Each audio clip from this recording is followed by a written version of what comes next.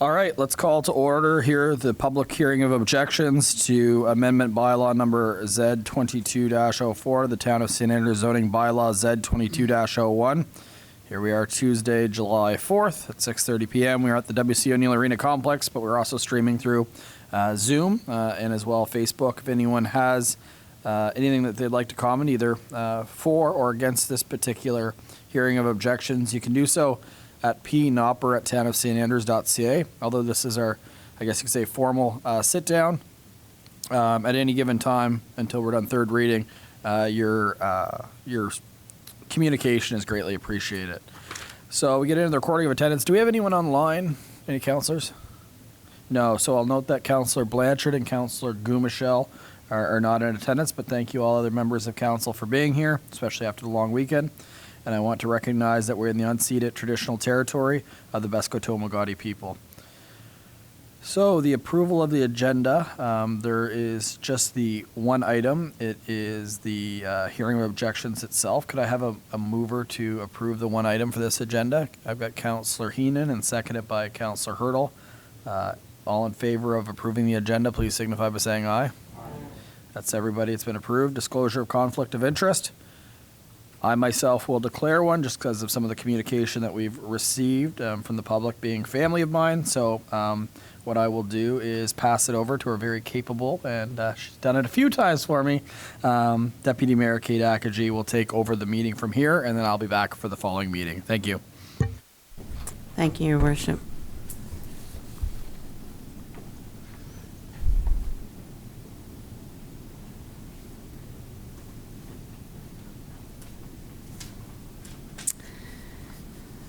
Well, good evening, everyone. And there is no presentation this evening, correct? And we're now to the hearing of objections. So that it is the amendment to Z22-04 to the zoning bylaw 72201 for PID 01325240. Evans Land Development Limited, PED 230615. The Council of the Town of St. Andrews is holding this public meeting to hear objections and comments to the proposed amendment Z22-04 to the Town of St. Andrews zoning bylaw Z22-01 for PID 01325240. Evans Land Development Limited for rezoning from service residential zone to multiple residential 2 zone. So I'll open it up for questions, comments. I know we have some letters, right? Deputy Mayor, Yes. So we did receive 3 letters of correspondence that were submitted, and Council has received those documents. Within those, there's concerns about density, the location of the development, access to roads, stormwater management, and traffic. Those were some of the main points that were being brought forward to Council for consideration, and you do have a member of the audience that would like to provide comments, so Okay. I'll ask them to come forward. So, Mr. Cardy? Worship, who has departed, but Deputy Mayor Akaji, thank you very much. Councillors, excuse me, I can't believe I'm here on my own. I do have a formal statement. Thank you very much for this opportunity to comment at this welcome time of growth in our town. My concern is that we don't get carried away with excitement and end up with unintended consequences. I believe everyone agrees that we need more affordable and seasonal accommodation in town, and you have all been doing a good job of promoting this need. But do you know how much more we need? What services will they need, and at what point will we have enough?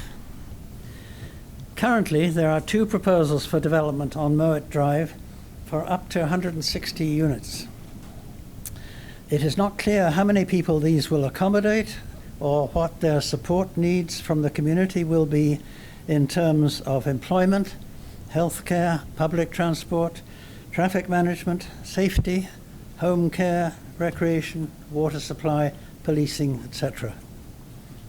Will these proposals address seniors' needs, or seasonal workers' needs, or low-income needs?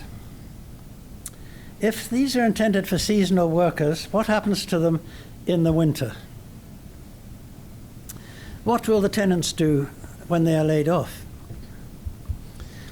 Council needs to know how many seasonal workers are needed and the numbers of people who may be associated with these seasonal workers, and what services they may require, such as daycare, doctors, access to affordable food supplies, local transport, home care, etc.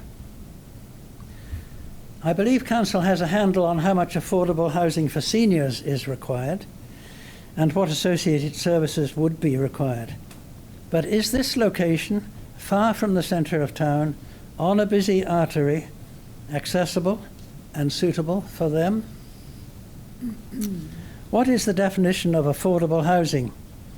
How much more affordable housing is needed? And who will provide the services that will be needed close by for the affordable tenants? Developers' proposals are naturally inclined to be self-supporting. Proposals need to be assessed within broader community criteria that have been well established in advance. And this is what the municipal plan was for. If this is adhered to, development pressure will be balanced against the availability and supply of community services. If changes are made to the plan, the full impacts of the changes should be assessed. When a change to the carefully planned zoning is requested, who is evaluating the economic and social consequences of the change on the community? Did the PAC do this in this case? On what basis? The municipal plan was elaborately prepared and discussed, albeit 3 years ago now, bearing broad development issues in mind. But it offers only simple mantras, and the PAC has merely forwarded this to Council for a public hearing. The planned zoning can now easily be changed by Council with scarcely considered consequences for the town and the community at large. We are all anxious to see more affordable housing in town, as well as seasonal accommodation and accommodation for seniors, as soon as possible. But short-term gain for long-term pain is not good policy. If affordable does not include full exposure of the broader social, economic, and environmental costs and implications of these developments, the town may be faced with unexpected delays during development and unexpected economic and social costs in the near future.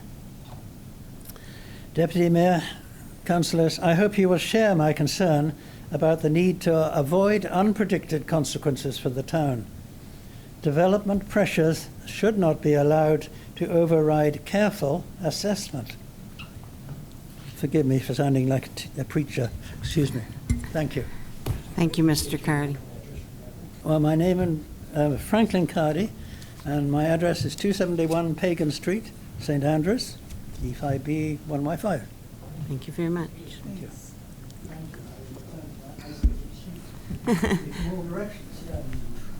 Thank you, Mr. Cardy, for coming in, and thank you for your recommendations. We have had 3 that also have similar concerns as you do with the proposed rezoning. So the Evans Land Development Limited for zoning. Do we answer his questions, or are we here to hear objections? Your Worship, you're here to hear objections. That's what I thought. Council will have a chance to evaluate at the next regular council meeting with the staff Okay, report based on all the information that's So been we take provided all the today. information. Thank you very much. Is there anybody else, any counselor that would like to speak? No? Mr. Spear? Thank you, Deputy Mayor Akaji. Just one thing to address some of the concerns of the public is one component, or 2 components that we have looked at in the past, is council approved a traffic study that's going to be going on this summer, but it'll take a little bit of time because we also delayed part of it till the fall so we could, with the schools and things in, so we could get a better understanding of the traffic patterns related to the other 10 months of the year that aren't summer. And we have had engineering studies regarding the town's own infrastructure being in groundwater and sewer and storm, which are sufficient for the time being, depending on how much more goes there. But certainly all the other avenues that Mr. Cardy and the writers have brought up concerning socio and economic conditions are something for you to think about, and are a little bit beyond our normal scope, but certainly worthy of consideration. Thank you. Thank you, Mr. Spear. So if there's nothing else, do we close? So, Deputy Mayor, there's nobody online. Two people did register, but nobody's online to provide comments. So, at this time, you could welcome back the mayor if there was no other comments. Okay. Or do we go for adjournment or welcome the mayor back? Mr. Spear, could you get the mayor? Thank you very much.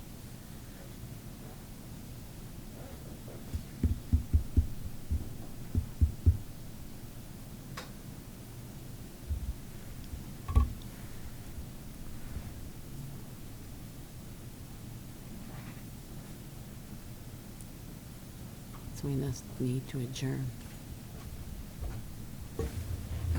Thank you very much, Deputy Mayor and Council. So at this point, I have the hard task of looking for a motion to adjourn. I've got Councillor Harland and seconded by Councillor Hurdle. All in favor of adjourning, please signify by saying aye. Aye. And this meeting is adjourned.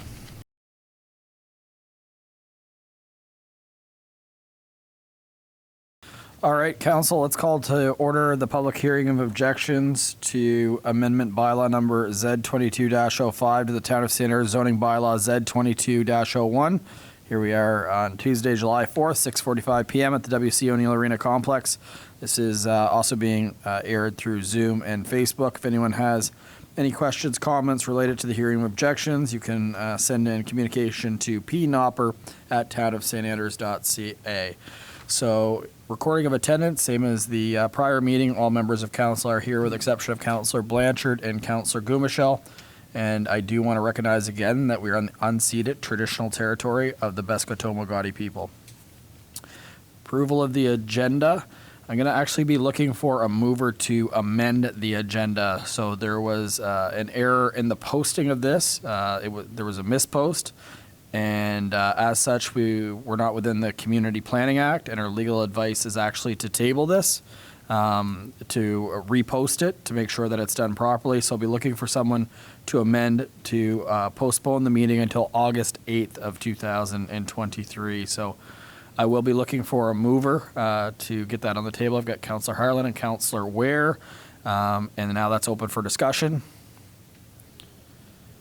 Seeing none, so all in favor of the amendment, please signify by saying aye. Okay, any opposed? No, that's everybody. So at this particular time, it's been amended. We had a mover and a seconder. So I will be, or I didn't get original mover, I just got one to amend. So I'll need a mover on this one. I've got Councillor Heenan and seconded by Deputy Mayor Akaji. Any discussion on this one?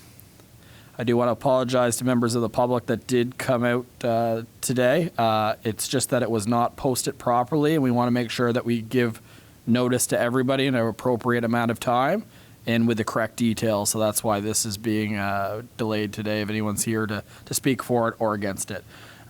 So with that being said, all in favor of that motion, please signify by saying aye. That is everybody. It has been tabled. That is the only item.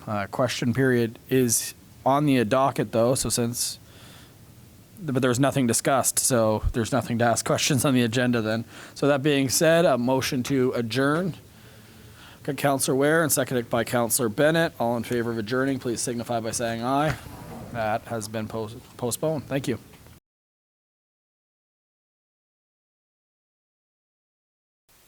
All right, council, and staff, let's get underway with the regular council meeting here Tuesday, July 4th.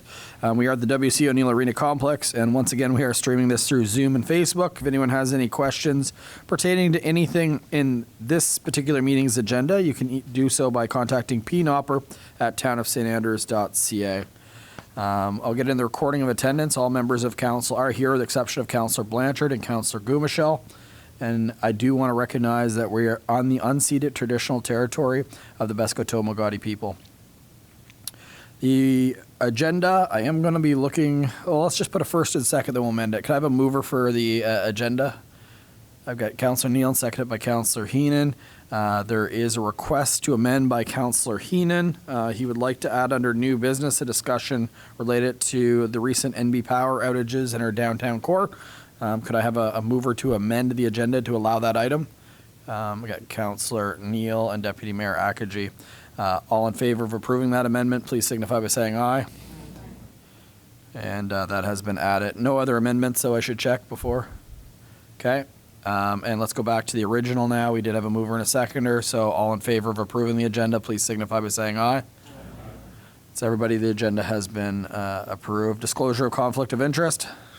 Councillor Ware.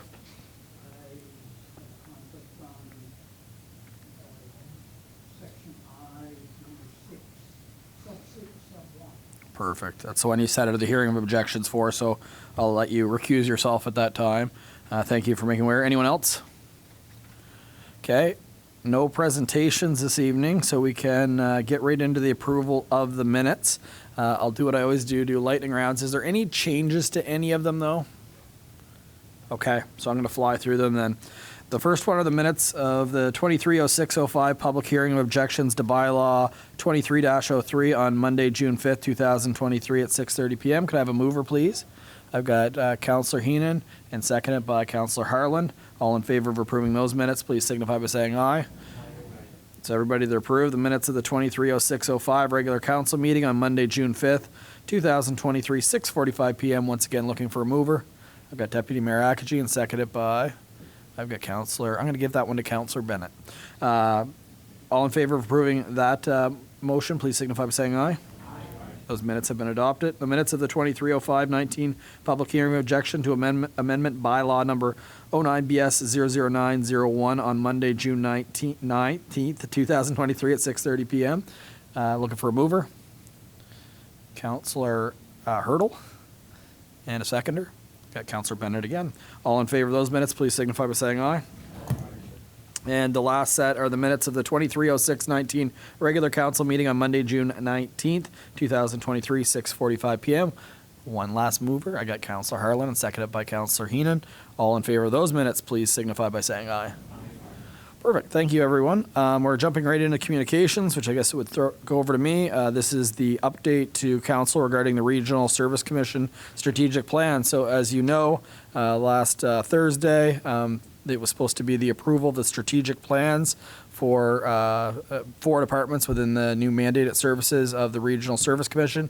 The RSC board unanimously voted to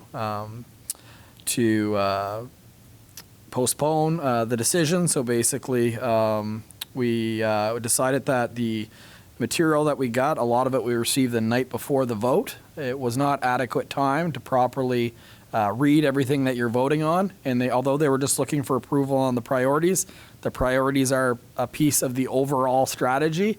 And you can't really approve one section of it without understanding the overall aspect of all of them.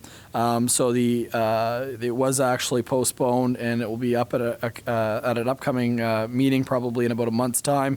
They are sending the draft on to the province because there was a deadline, but it did not have to be approved for us. So that's where that stands. And for those of you that are on committees that have not met, we also did talk about that as well, is, how can you have a strategic plan for the overall Regional Service Commission when some of your committees haven't even met? So I can tell you that there is a lot of questions that members of the RSC do have on strategies, and a lot of them are very consistent with some of the things that I've heard around this table, being it's a high-level strategy, what does it mean on the street, all those things that we kind of talked about. There was some shared concern around the board. So more to come on that. For those of you that have been part of the process, They did send the most detailed plans out. Mr. Spear forwarded those out to council. If there's anything you want to talk to me about between now and next RSC meeting, feel free. I can send you the date on when that is. But there is some more time because it did feel very, very rushed for basically what's a 5-year plan. Any questions on that? Councillor Arlen. Sorry, to clarify, the draft isn't available to councils, is it? Yeah, no, you can get a copy of the draft. So I think, didn't you flip some of the material out, Mr. Spear? I didn't see Yeah, it. there's a council package released, or that I forwarded, I think, early last week, Councillor Harland. But if you can't find it, let me know. We can photocopy the Sorry flip about it that. out. I missed it because I was looking for it. So that's Well, great. I'll go back and look for With it. 100 emails, it's easy to. Yeah. Yeah. Councillor Ware? Well, I'm pleased to hear that the board did decide to table it. I had concerns about the particular committee I was on. Still have very concerns. Yeah, and it was like you're at the board table because there were some very similar comments to what you actually shared with me as well, so you'll be glad to hear that. So. All right. Thank you, Council. We're going to jump right over to staff reports. I'll pass it over to our CAO, Chris Spear. Thank you, Your Worship.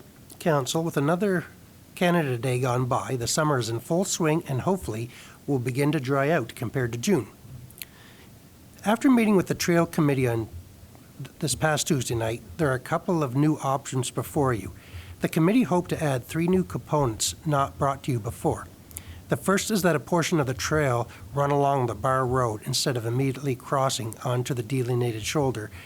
They would like to create a path off of Diana Drive along the right-of-way to connect it to the trail, and they would like to reconstruct the new entrance from Cemetery Road to the Mallory Sports Field to lower the grade or slope from 7% to 5%. With local governance reform, we added a new asset to our recreational offerings, the Bayside Community Hall. It was constructed and has been operated by members of the community since its inception. After discussions with the current group, they are willing to provide an advisory role, but prefers for staff to take over the day-to-day management of the facility. Before you is a motion to set up the committee, and then we will bring forward names in the August meeting. We've covered a lot of items since January with our budget time approaching. We will begin to have more meetings starting in September. Consequently, a motion is before you tonight to only hold 1 regular meeting in each of July and August. In the event something urgent comes up, we can call a special meeting to address any issues. We had a couple of notices of objections earlier tonight for ongoing development. The first reading for each can start in August. Administration. In the month of June, we had an open house concerning the Charlotte County Courthouse with approximately 20 people attending. It gave an opportunity for the consultant to explain what he's learned to date and receive feedback from the community. Mr. Hicks anticipates the final report by the end of the summer. The engineering consultants are preparing the design drawings and tender with input from the Trail Advisory Committee to prepare for the next phase of the trail recently approved by Council. By the time the tender is completed, issued, and awarded, work likely won't begin until early September. Under services, Public Works, in addition to 2 other contractors, have been working on the exercise park throughout June. The poor weather has made it a challenge, but we still hope to have it opened by the 3rd week of July. In addition to that project, staff were busy doing substantial renovations at the W.C. O'Neill complex. We replaced the glass overlooking the main ice surface in the dining room. Although a contractor installed the glass, our crew removed the old windows, framed up for the new glass, and restored the wall and trim after the contractor had left. In addition, we have created a new office space for a recreation manager in the old music room that overlooks the ice. It was underutilized space, but now gives Mervyn the ability to be at the facility that is central to our recreational offerings in town, as well as the youth center. After 25 years, I am sad for us, glad for her, to report that Jessica Elliott has retired from her position at the Ross Library. She has been an integral part of the staff there and will be missed by everyone. It is also worth noting that the use of the library is increasing compared to the last 2 years for both existing and new users. We should all be grateful for this facility that has a large assortment of books, videos, a seed library, and a growing lending library.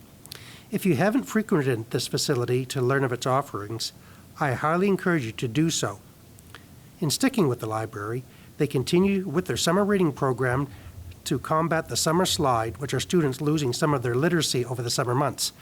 Leslie notes that by just reading 20 minutes a day, young readers will improve their overall literacy and will be more prepared for the fall. The fire chief reports would like to acknowledge the help of so many first responders that helped us with the forest fire. 11 local departments, the RCMP, Ambulance New Brunswick, the Department of Natural Resources and Energy, and the Red Cross. It's only through the combined efforts of everyone that we're able to make it through that event. I would also like to acknowledge that additional 4 individuals have taken their firefighter level 1 course to be qualified to assist the department and to serve the community. In addition to several other duties, the clerk has been preparing for the 2022 annual report that will make its way to council for approval. This was initiated several years ago when the Municipalities Act was amended to become the Local Governance Act. It's lengthy and all-encompassing document that combines financial stats, motions of the council, attendance, and key initiatives. There are 3 international students we would like to thank who just finished up the year at Sir James Dunn Academy, but who volunteered frequently at the Youth Center. We wish to thank Anika Peterson, Alicia Hertwig, and Kanoka Mayayama, all the best, and appreciate your volunteerism for the town of St. Andrews. In conclusion, despite the weather, there are still a lot of activities available to do, and I encourage everyone to support the local attractions. I'd also like to welcome the new owners of the Algonquin Resort, Invest, Canada's largest independent hotel owner with 85 hotels in its portfolio from coast to coast. They have exciting plans for further development of this property and look forward to continuing their partnership with the town has had with the hotel. I guess one last thing, Your Worship, I'd also like to say anyone who has Facebook accounts to make sure you go into the recreation or Town of St. Andrews recreation page. Besides stuff supported by staff, Mervin's placing a lot of community events, so it's an excellent place to learn what is going on in the town. Respectfully submitted, Chris Spear, CAO. Thank you, Mr. Spear. And I do know that you've attached a statement of revenue expenses as of May 31st. Anything that you'd like to comment on that at this time, or? Not at this time, Your Worship. We're going to, but the June report will be stronger because many of the capital projects will have been substantially completed, so we'll get a better idea of how our finances look with all the struggles we had with the pricing around capital projects this year. The phasing should make it a little cleaner then at that Yeah. point. Perfect. Council, any questions for Mr. Spear on anything within the staff reports or the financials? Okay. Councilor Harlan. Just a statement. The page that Mervyn has developed is great. I find it, the information easily accessible, but it's also inviting and engaging, so job well done. Thank you. Thank you. I'll Anyone else? pass it along.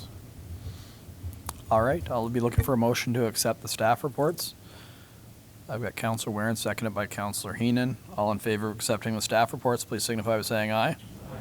So everybody, those have been accepted. We are now jumping ahead to the introduction, consideration, and passing of bylaws and motions. The first one up is Finance and Administration. Deputy Mayor Akaji. Thank you, Worship and Council.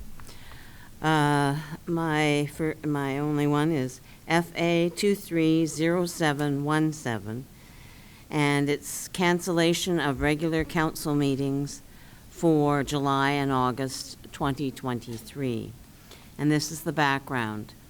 As per bylaw number 16-03, a procedural bylaw for the organization and operation of the council of the town of St. Andrews, the council needs to make a motion to cancel the second regular council meetings of the months of July and August. This was discussed under new business at the regular council meeting on June the 19th, 2023, and was provided for council's consensus. Excuse me. So the action is this: that the council of the town of St. Andrews formally cancels the following regular council meetings based on bylaw number 16-03, a procedural bylaw for the organization and operation of the council of the town of St. Andrews.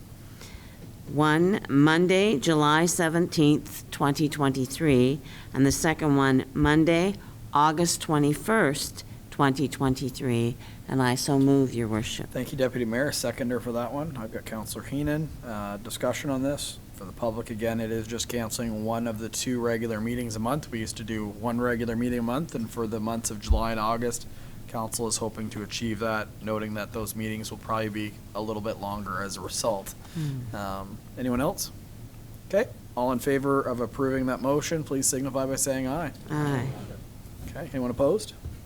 Nope, that has been carried. Thank you very much, Deputy Mayor Akaji. We're moving right along, all the way actually to Business, Tourism, Heritage, and Culture with Councillor Hurdle. Thank you, Your Worship. This is in reference to BTHC 230704, and the subject is as an update on the Van Horn Trail project. The background is, after a meeting with the Trail Committee, they have requested an addition/modification to the original plans presented to you over the last few months.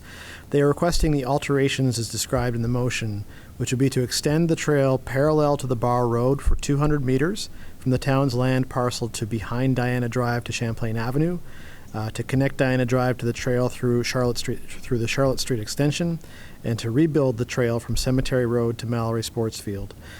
Please see the background documents for additional details on that, but the motion before us is that the Council of the Town of St. Andrews approves the following changes to the Phase 2 extension of the Van Horn Trail. 1, by extending the trail parallel to Bar Road 200 meters from the town's land parcel to behind Diana Drive to Champlain Avenue. 2, connect Diana Drive to the trail through the Charlotte Street extension. And 3, rebuild the trail from Cemetery Road to Mallory Sports Field to lower the grade to 5%. And I so move. Thank you. Seconder on that one. Councillor Neal. I don't know if Mr. Spears, anyone add? Your staff report is in here. It is just basically updating our plan with some feedback from our local trail committee. So is there anything else you want to add, Mr. Spear? Does that kind of summarize it more than anything? It did summarize it, Your Worship, but I'll put on my other hat as treasurer and also inform you what this is going to cost, because nothing's free. So after last year, we had about a little over, close to $1.1 million left for trail development. So there's 4 components that we're looking at this year for getting those 3 additions. So we're talking the main trunk, which is the ball field to Bar Road, which is going behind the washroom building and going all the way over to the Bar Road, kind of along the drainage ditch. Second is they wanted to add a trail that went along the Bar Road, so instead of immediately crossing over the Bar Road, they wanted to cross at the lower end, say closer to the leaf pit, we'll say, and keep off-road until we got to Champlain Avenue. Then Cemetery Road to the ball field was the issue about fixing the grade. And the last was Water Street, just not to forget that, is that's a component where we're going basically in front of Armstrong's garage, or almost to the deputy mayor's, to the trail, I guess, about extending it off-road. So the initial 2 projects being the long trunk from the ball field to Bar Road is 800,000. Plus the work on water is approximately 140. This is very high-end estimates. So that's $940,000. For these 2 additions, the extra 194, or I guess it's 160 meters in my report, I'd estimated 200, but it's 160 meters per the engineers. It's still $160,000. And then to refix the slope is $150,000, which is 310. So you're at 1.25 million. So we're short about $200,000. So we talked to the trail committee, and I guess there's 2 ways, and Councillor Hurdle attended the meeting, and not to throw him on the spot, but there's 2 ways we could go. Council could even approve what's here or table it and give them another chance to discuss their priorities. But, well, yeah, I guess to discuss their priorities, although the big portion from Bar Road to the ball field is certainly one. So the question is whether it's, you'd only be able to do one of the remaining three, whether it's Water Street, correcting the grade, or running that additional trail parallel to Bar Road. They'd have to pick one of the three, really, so I'm not entirely sure what direction council wants to go. When were you hoping to begin construction on these by us tabling it? Like, Well, to be blunt, the more times we punch it back and forth, it maybe can roll into next year, because it's, if we go to the trail committee, we may not hear from them, then have to come back to you guys in August, and so for design and tender, we probably wouldn't get the trail completed till early next year. We'd probably get the base of it put out, but I'm afraid we'd run out of time to do the asphalt if we get too late in the season. But that's me guessing as opposed to me knowing. So it's whether or not you want them to help you make a decision, or if you want to make the final decision. If you make the final decision tonight, we'd be able to give the engineers the ability to know which components to proceed with and prepare the tender documents. And the trail committee's still going to have a look at the tender documents before final submission, but yeah. But maybe Councillor Hurtle will be better to speak on it. yeah, do you want to add anything? Sure. Yeah, I know that the the pictures, the images provided don't really give that much of a detailed look at what they're looking to do. And just to, I mean, not to correct or push back, but the main piece, the large expense, has already been cleared. That's not up for debate at this point. That piece is done. It's really just a decision as to, if we're that short, which of the three we're looking to move forward with. Just to give you, and I don't want to kind of indicate or lead your decisions any one way, but I would like to hear opinions of council as well on this. The one piece was marked as A on the map on page 91. The piece, which is 160 meters, that would be going along the Bar Road. Not to lean either way, but what would they be looking to do is sort of bring the trail back off the road for that stretch. So basically by being behind the telephone poles that are there. Therefore being separate from the Bar Road, and the point of view would be that it would be safer. Now, on the flip side of that, also there is already an existing multi-use painted line trail that exists along the Bar Road all the way down to the bottom. That's already there, but it would be in addition to that off the road a little bit. So you can see there'd be, it could be debate either way on that one. For the B section that's there, I'm not sure, Mr. Spear, if that was really up for debate on that one. It's such a small Yeah, piece that. I think that's part of the $800,000. Yeah, It's that's just a already little done. side Okay. piece added on to Diana Drive and Sure. Charlotte. So just to extend that. And if you'd like to take a second just to show the A section as well, Mr. Knopper, just so that people, if they're following along at home, can know what I'm talking about. So it would just be following along parallel to the Bar Road there, but it would be just to the land side of the telephone poles, and therefore separate by a little bit off the Bar Road. And then the C section, that's a terrible thing to say. I shouldn't say it like that. But the C section, part of that should be right there. Thank you. Right now, the feeling is that the grade is about 7%, which isn't. For those of you that have been down there, it's not the most accessible in terms of grade. It is difficult to get yourself up that section there, and isn't the safest piece. So the idea by that would be to extend it, therefore lowering the grade and make it much more accessible to people that want to use it. So. So I do want to hear your thoughts and your weighing in on this, what you think, and which way you'd like us to go forward on it. So, without Perfect. Just to clarify, so we've looked at those sections, but the other project is the Water Street, putting the trail along that as well. So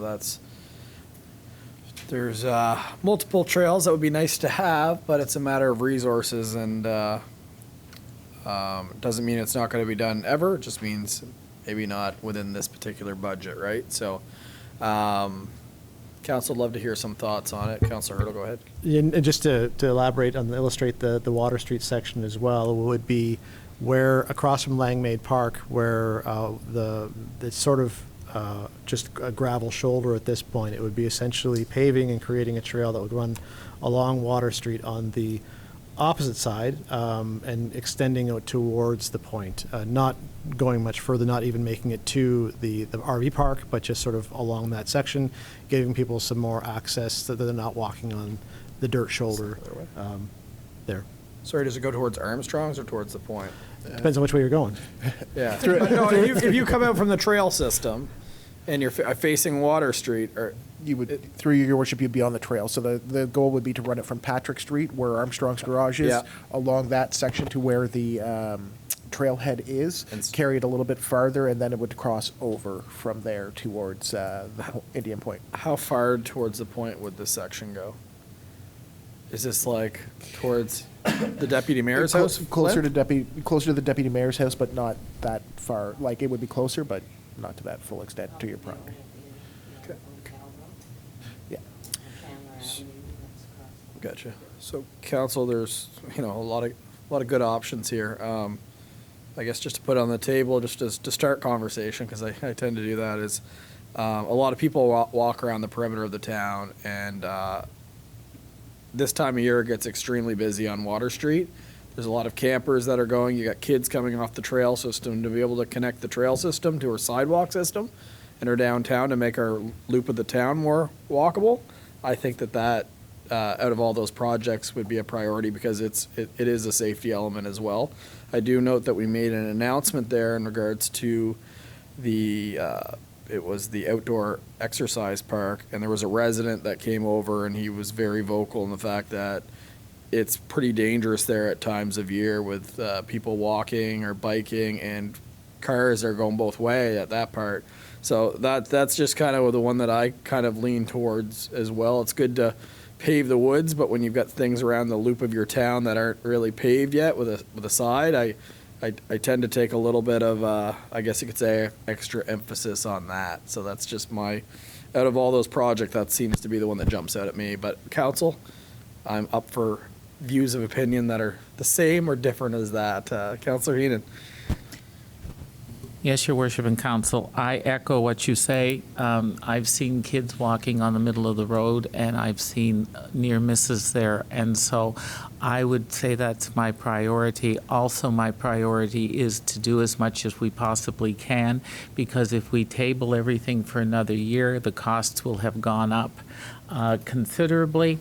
And this is something that this council, when it came as a form, we put our support behind the trail system, and I personally feel that the town is in need of having what it possibly can as soon as it can.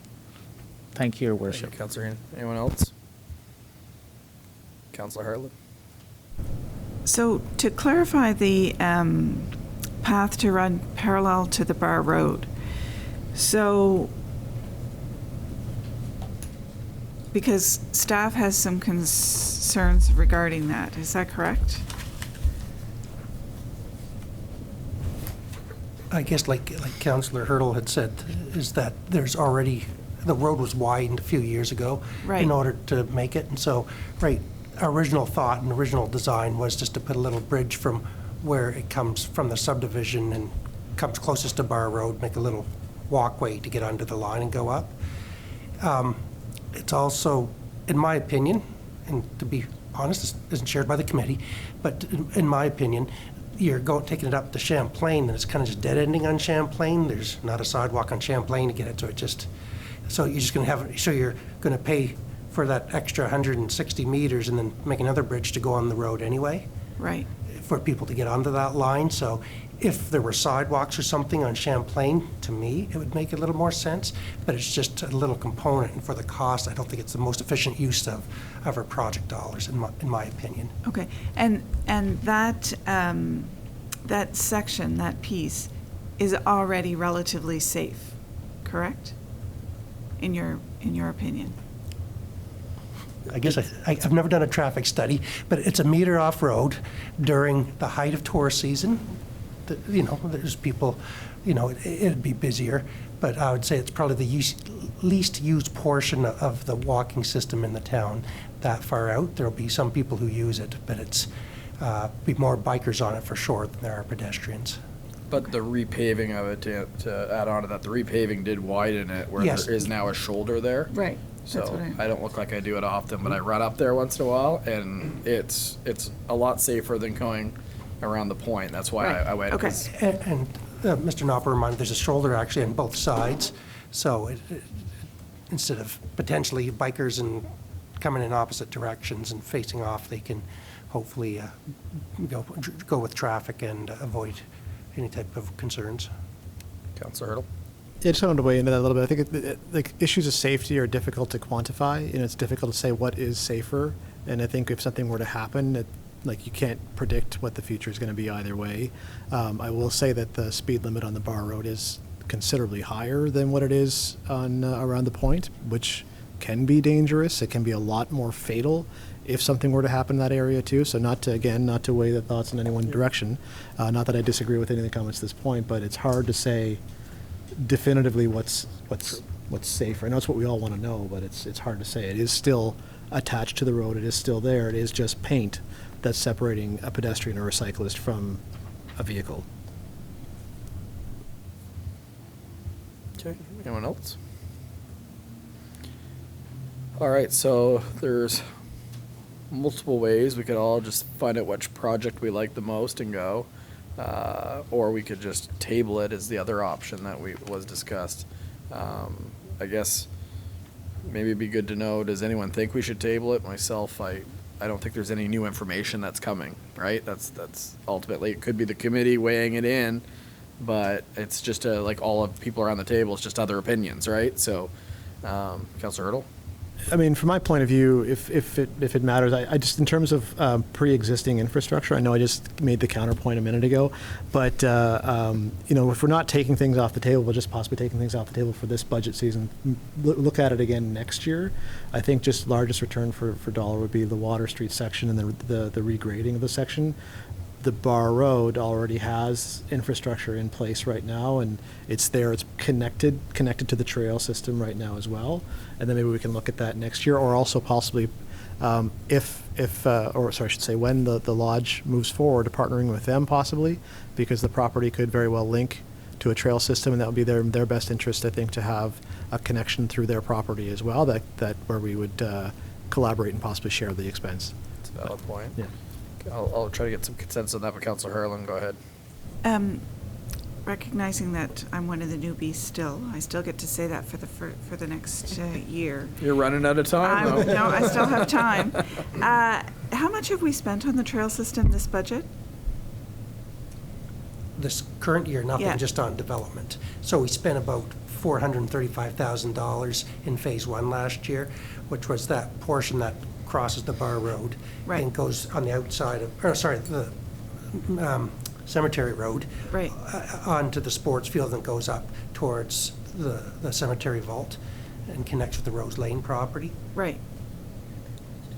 And we have to use it all by the end of next year, correct, Mr. Spear? Yeah, and there's the other part of that was the upgrades to Brandy Cove. So through the old golf course road, we tore that up and repaved that. Okay. And so the two of them are $435,000. Okay. And so in total, we were given how much money? There Well, was, it's a $1.5 million project, of which $1 million was paid for by grant. $1.2 million was paid for by grant. Okay. So as a municipality, we put in 300,000 Yep. approximately. Yep. Okay. Thank you. okay, I'm going to see if I can, Deputy Mayor, go ahead. I like to see the point developed just because I see all the walkers walking around, and it would be nice to have a safe area for them to go to and for it to connect to the trail that goes through there. It would be great. I think the other one could wait, like Mr. Spear said and Councilor Hurdle said, that it could wait a little bit, but we definitely need to keep on this because prices will go up and we will have to postpone, and I think we've got it on the back burner long enough. We better bring it to the forefront before our mandate is over. Thank you, Your Worship. Thank you, Deputy Mayor. Councilor Hurdle. I'm going to jump in right one more time, and just if there's anything I'm good at, it's playing devil's advocate. I You're arguing with yourself. I'm arguing with myself here. That's what I do. But I just think it's important to state that, and it sounds like there's been a couple of comments around the safety of Water Street and having somewhere to walk that is separate from the road along Water Street. But I think it's also important to note that there is a difference between a trail network and a sidewalk system. And it's largely semantic debate, I think, and sometimes those two goals can align. But if there is a concern around safety around the point and around some of these other, I think we should look at sidewalks as a legitimate thing if that's what we're looking to create. But trails are, I think, in their spirit of what a trail is, it's different than that. Just wanted to comment on that. Thank That's a you. good comment. All right, council, anyone else? All right, I'm not going to try to get consensus on what you said now, but I'm going to try to I did hear that you were in maybe support of the Water Street Trail for the time being, and as well the original we're not debating, so it's just that extra project. So I'm hearing that you support that. How many other people support that be the project that we do, the Water Street? Okay. Anyone opposed to the Water Street would like to see something else?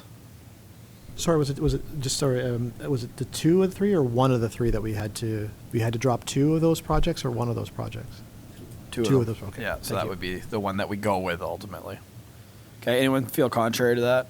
I think we had consensus anyway. Yeah, so we have consensus if that's the one that we choose. There's no reason to table that at this particular time. So now we have to go back to the. Let me just jump ahead here. I'm ahead of myself in the package. Got to go back to the original motion, so we're going to have to amend that motion to basically, what would you call that trail? Or Your worship, since you already had approved the Bar Road and the Water Street at a previous meeting, what you should amend is to eliminate sections 1 and sections 3 of your motion. So 1 and 3 we're omitting. Correct. You're still Leaving having 2 in. Leaving 2 in.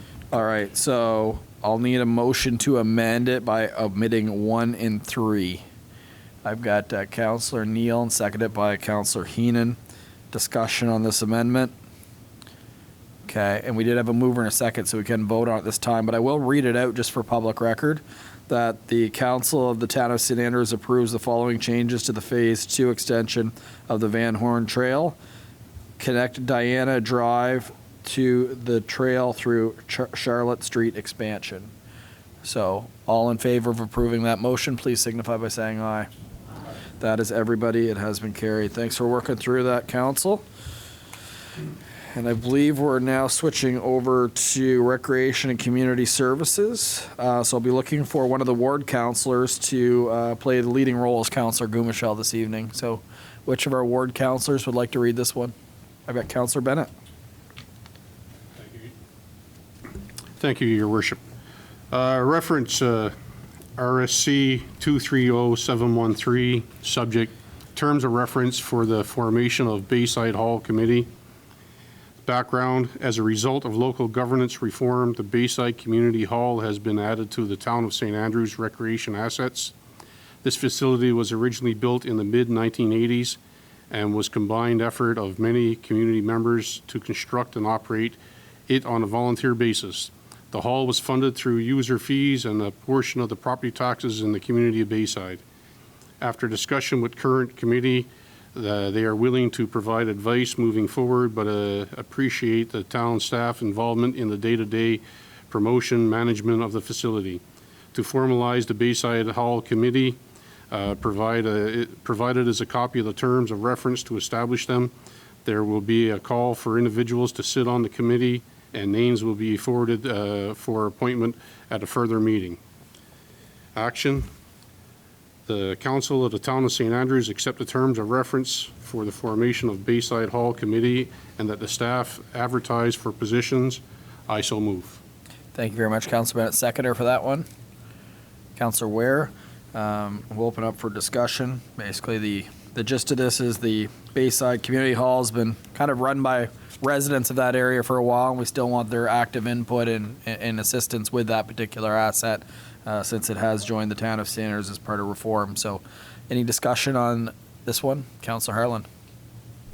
So just to clarify, did the residents of Bayside suggest the formation of an advisory committee? Or did the towns suggest to them that we form an advisory committee? I'll go through staff for that one. Council Ware? I can comment on that. The committee is aging. Not a lot of young people are coming on it, and the town was very open as to how we proceed on it, other than that they had to have control of the finances. And I think we've had meetings on it, and I think they were very good meetings, and we've come up with an action plan. There's always the little tiny town politics involved, but you know, I think we'll get a very productive committee out of it, and hopefully lighten Mervyn's load, but at the same time get it under the town's umbrella and keep the committee involved. So. Councilor Harlan, anything? So the Bayside Hall has been in existence for how many years? Opened in July 1989. 1989, okay. And I'm just wondering if this committee structure, because you, to paraphrase what you said, Councillor Ware, it's an aging committee. So many of the original residents who initially were the foundation of the Bayside Hall, I'm sure some of people have moved on in a variety of Yes, fashions. they've certainly moved Yeah. on, most in one Right. way. So I wonder if there's going to be, or if the intent is that we have a time frame on this advisory committee. Because my hope would be that eventually it would, as we move forward with our transition and integration into the town of St. Andrews, that there wouldn't be as many specific delineations. And I wonder if the advisory committee, if we could add as part of the terms of reference that the committee review their role every 2 years or in 5 years or whatever the committee feels is appropriate. But I think to set up a committee that stays in place indefinite, I would question the value of that, quite frankly. Well, if I can respond to that. absolutely. I don't think there's any intent on term. I think that's left still to be decided, that there will be a limitation put on term, and just the nature of the committee. People will reach the point where they can no longer serve, but there should be a limitation on term. Yeah, Mike. I would assume that based on it'd be a year or 2 years, right? Placement? 2 or 3 years. Your Worship, just it is important to us. It's going to be a big help because they will offer to open and close the facility. This facility is a little bit different than the arena that needs staff and stuff, and that they've gone on basically some would open it and rely on the user to go in, do what they do, clean it up, and leave it in better shape than when they came in. And so it, with the committee's help, it'll allow, because Mervyn's just a party of one right now, so it makes it a little tough for him to be at multiple places, so it'll allow to expand the services down there, and then hopefully it'll be so busy that maybe we'll determine that we need another employee that can help manage that facility as well as others in town. Thank you. There's quite a few weddings there, I know that for a fact. Yeah. Councillor Heenan. Yes, Your Worship. For a small community before it was amalgamated with the town of St. Andrews, I'm very impressed with its upkeep. It's a very nice building, and the community should be proud of that building, because I took a drive up there and there's nothing out of place. Everything is perfect, and I think it's a real credit to Bayside people to have such a nice facility within our boundaries now. So it's very pleasing, and I just want to say thank you. Thank you, Councillor Heenan. Anyone else? Okay, I'll call the question. All in favor of approving this motion, please signify by saying aye. Aye. That's everybody that has been approved. So we're switching now over to Councillor Heenan for Planning and Economic Development, I believe. Councillor Ware declared on the first one, correct? So we'll give him a moment before you begin, Councillor Heenan. Thank you, Your Worship.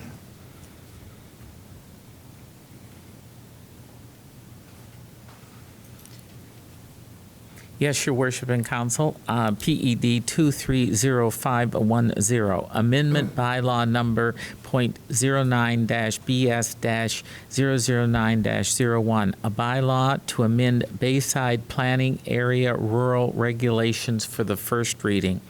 At the May 15th, 2023 regular council meeting, council sets the date for public hearing of objections and views of the Planning Advisory Committee on the amendment bylaw number 09-BS-00901, a bylaw to amend Bayside Planning Area Rural Regulations for 09-BS-00900. The staff-driven amendment is to rezone PIDs 1520335 1507075 and 01235290 from Industrial Park I zone to the rural RU zone. The following steps have taken place. Public presentation was held on May 15th, 2023. Public hearing of objections June 19th, 2023. Views of the Planning Advisory Committee June 21st, 2023. The PAC Planning Advisory Committee supports the rezoning amendment, and there were no objections heard on June 19th. Council can now move to first reading on the proposed amendment to bylaw number 09-BS-00901. The action and motion is that the Council of the Town of St. Andrews grants leave for first reading to amendment bylaw number 09-BS-00901, a bylaw to amend Bayside Planning Area Rural Plan Regulation number 09-BS-00-00.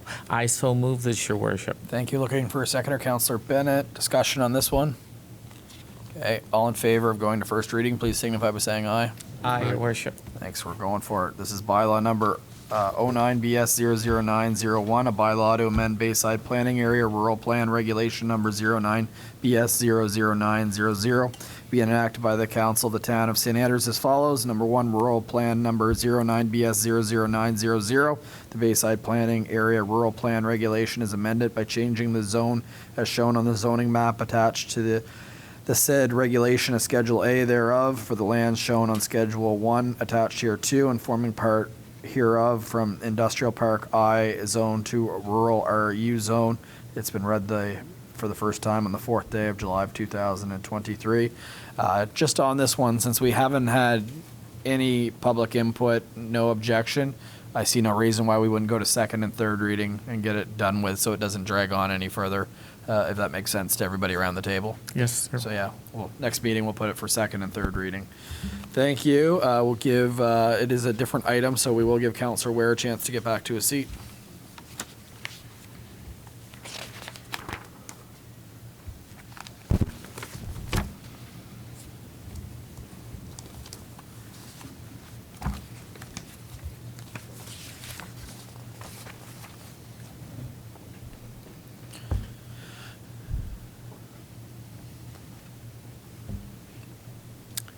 Thank you, Your Worship and Council. PED 230716, Housing Accelerator Fund. The federal government of Canada, through the Canadian Mortgage and Housing Corporation, is opening applications for the Housing Accelerator Fund. The fund provided initiatives to local government to encourage initiatives aimed at increasing housing supply. It also supports the development of complete, low-carbon, and climate-resilient communities that are affordable, inclusive, equivalent, and desirable.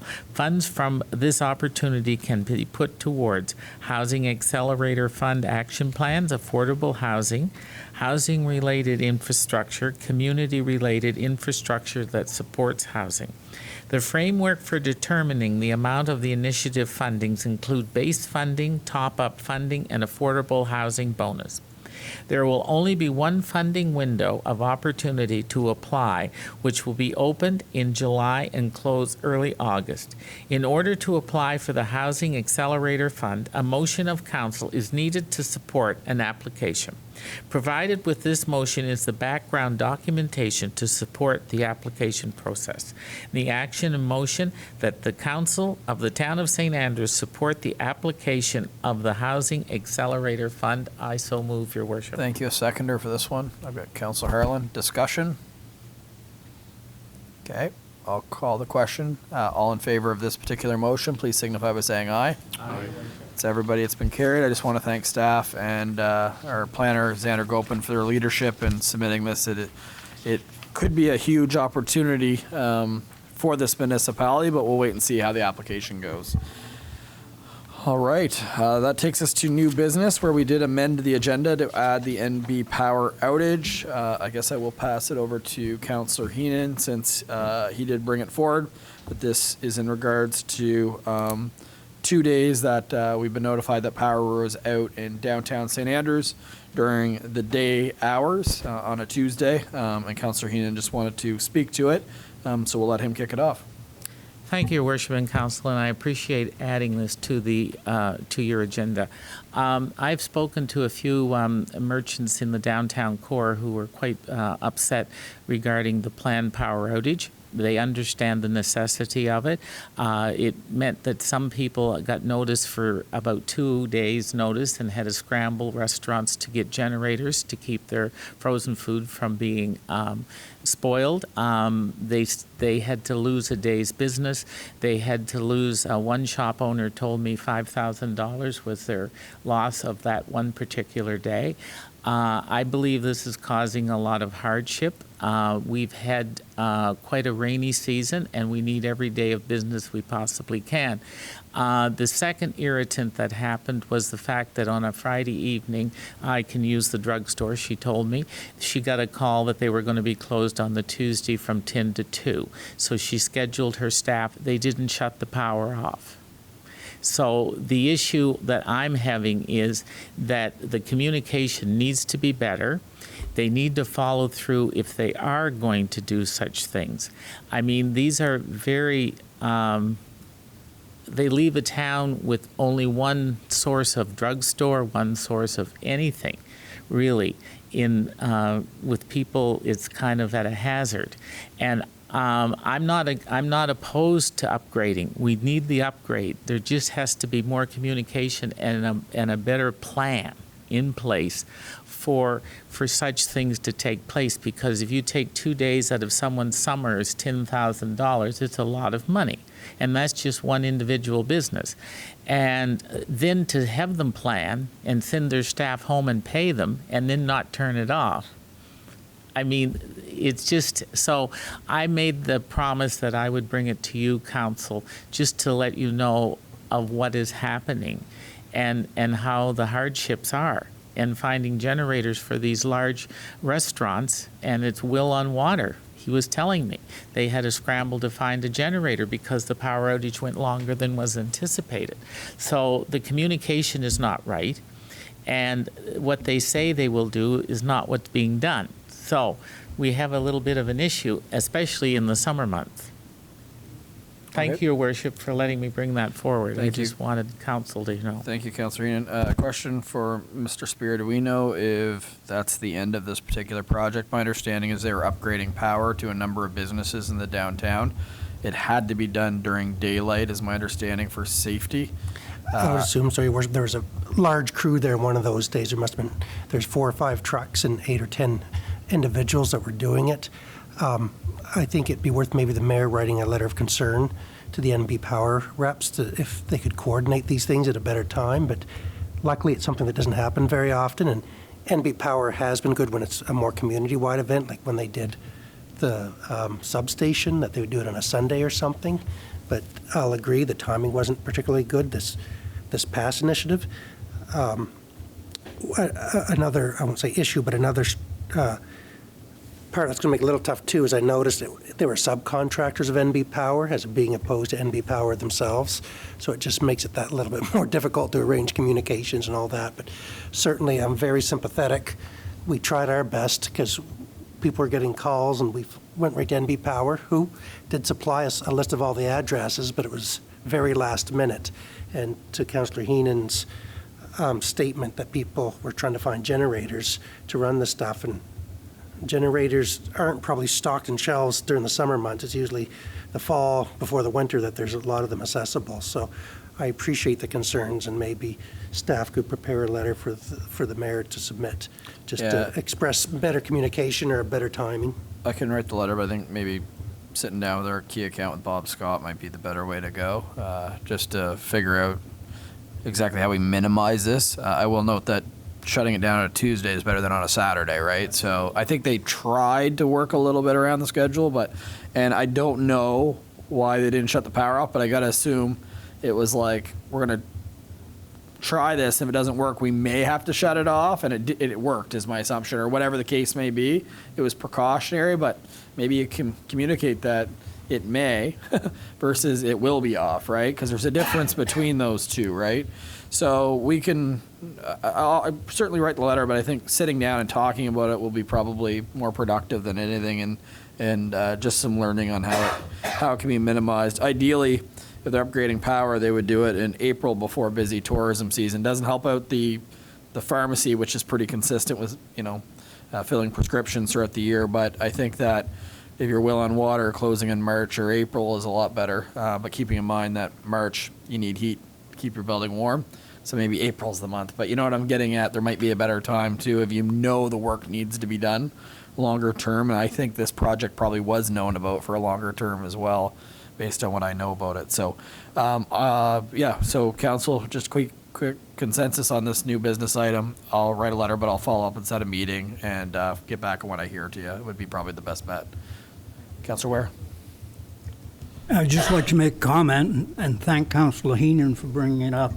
My son was home for the weekend shortly after that, and last weekend, and he came home and said, you're a counselor, you better get ready for next time you go to town.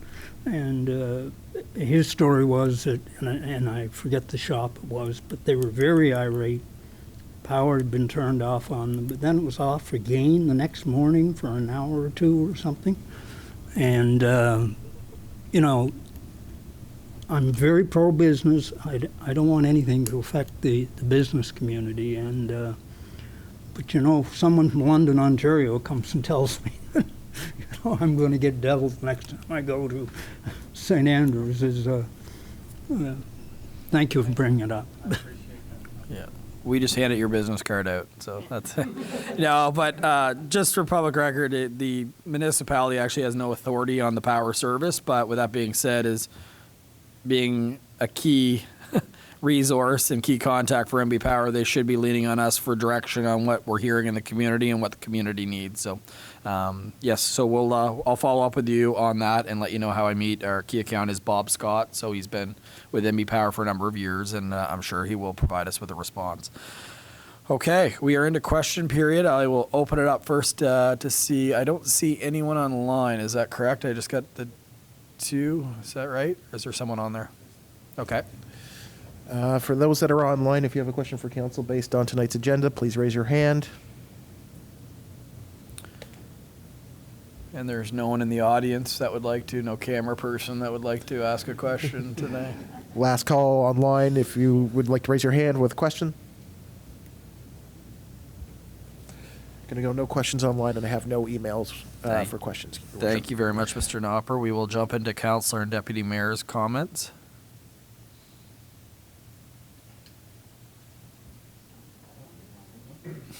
Deputy Mayor. I'm beginning to think that I have, fireside chats like Roosevelt used to have. I have a few things I'd like to bring up. One is Happy Independence Day, United States of America, because that's what this is today. And second, my second thing is Canada Day. Mervyn did a marvelous job, but so did our staff guys, with picking up the garbage and doing all that stuff.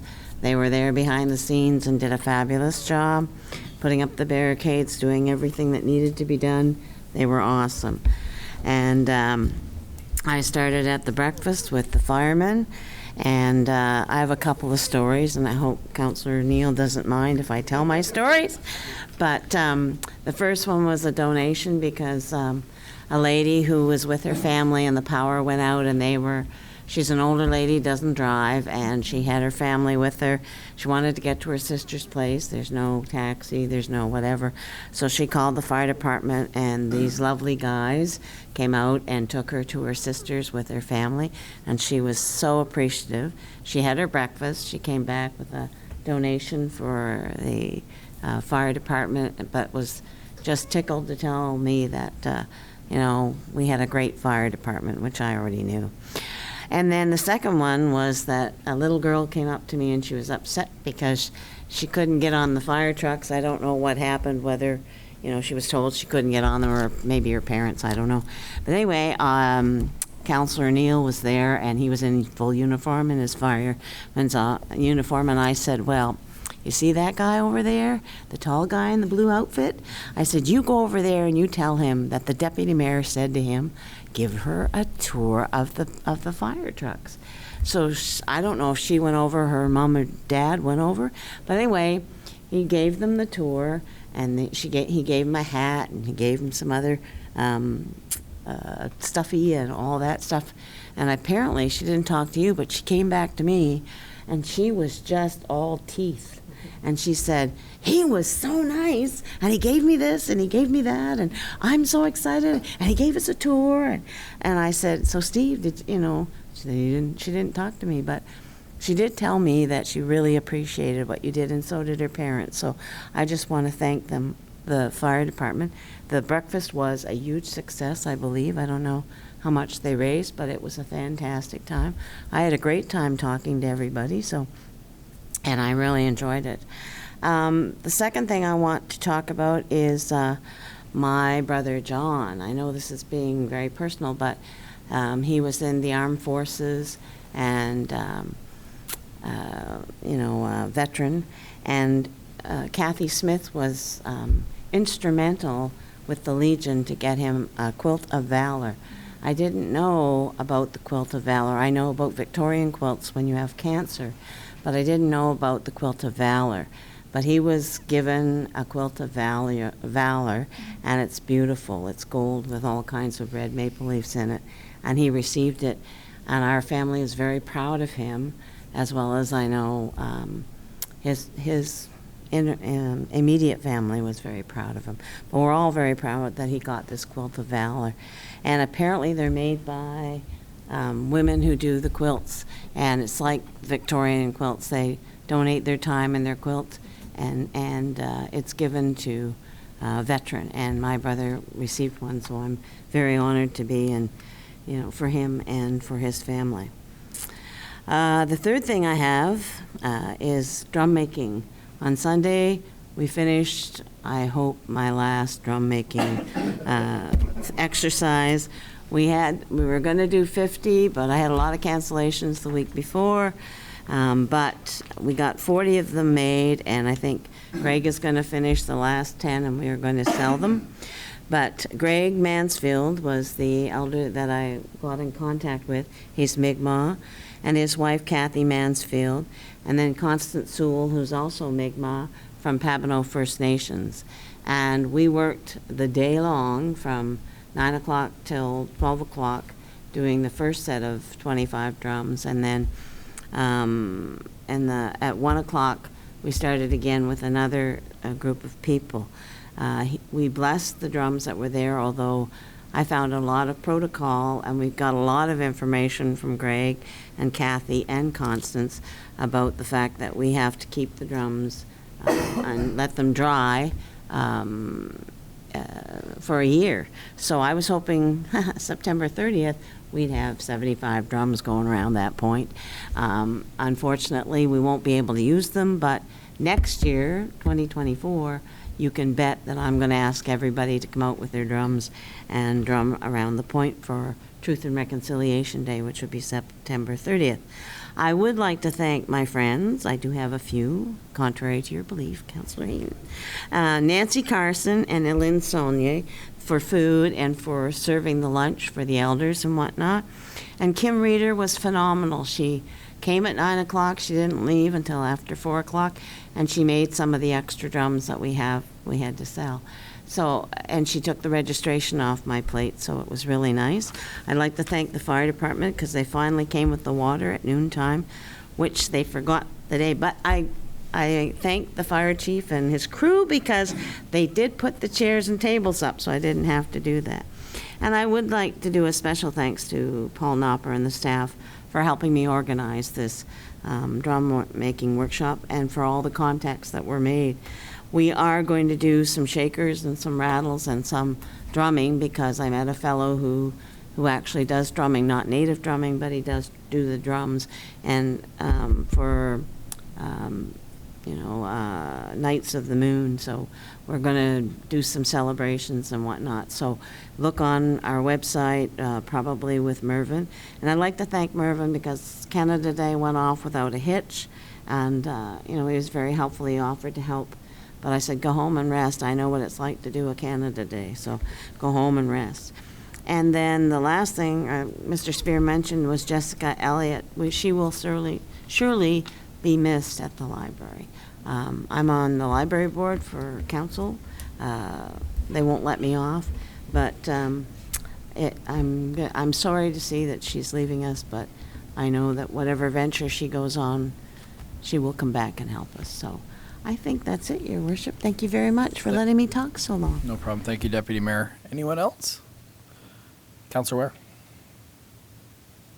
Yeah, I just had a couple questions. Number one, Shamcook Lake. The residents that live on the lake are telling me the water is the highest it's ever been for this time of year, and they are incurring a substantial amount of erosion on their properties, particularly on the north end of the lake. So the question was, who's looking after the dam? I said, well, my recollection is they do check the water level a couple times a week, but they are concerned. I'll pass that concern along. We do check, but it is the Department of Environment who makes the call, but we will pass those concerns along. And again, I think things were low at the 1st of June, and June was a healthy month for water. So, yeah, but thank you for passing that along, and we'll have a look at it tomorrow. Right. We sure went from 0 to And the other thing, after I listened to the presentation on the Accelerator Fund, I sort of spent the weekend researching nonprofit housing organizations and corporations and that type of thing. Just curious as to whether the town, the municipality has ever looked at encouraging one to be formed or participating in one or that type of thing. Just something brought up, and particularly in light of these other funds we might get. And the province of New Brunswick is evidently changed NB Housing into more of a social housing development agency. So it Yeah, no, it is a fair question. So we have met with a couple, even Project Village. We even met with their staff and had discussions as well. Nothing concrete form, but discussions have been there.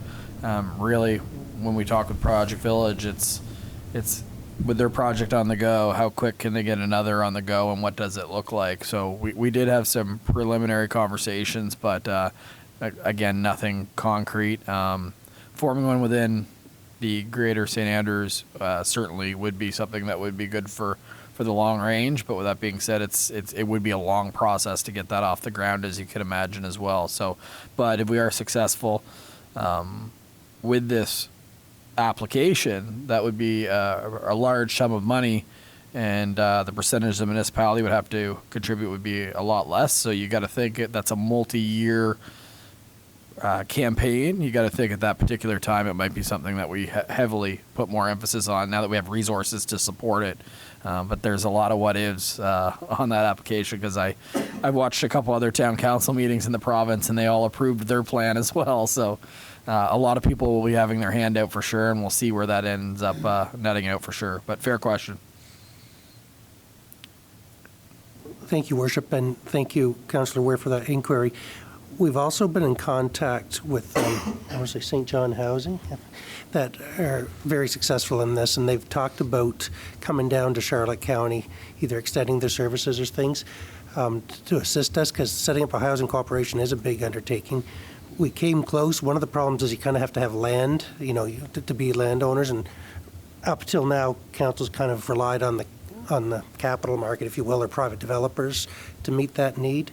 But it may be time to revisit that if this sum of money comes through.